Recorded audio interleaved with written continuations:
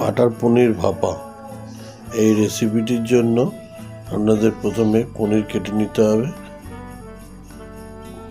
টক দই 3 চামচ ভালো করে ফেটিয়ে নিতে হবে। পনিরের পরিমাণ 250 গ্রাম ছিল। কসুরি মেথি 3 চামচ কড়াইতে ভালো করকরে করে একটু সেঁকে নিতে হবে, যাতে এটা পুরোটাই গুঁড়ো করে নেওয়া যায়। কিন্তু দেখবেন যেন কালো হয়ে পুড়ে না যায়।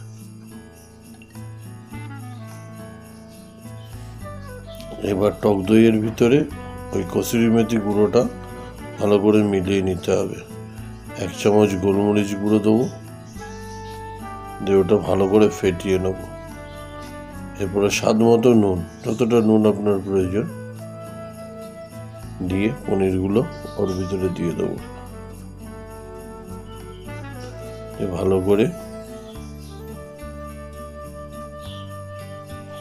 দইয়ের সঙ্গে মিশিয়ে নিতে হবে। অল্প পরিমাণে চিনি যোগ করব, যাতে দইয়ের টক ভাবটা একটু কেটে যায়।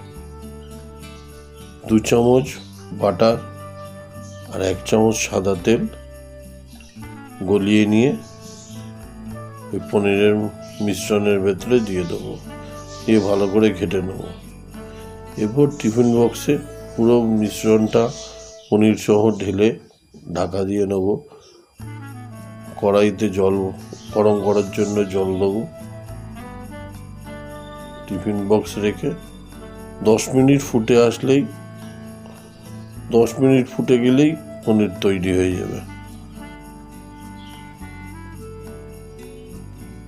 গরম ভাতের সঙ্গে পরিবেশন করুন।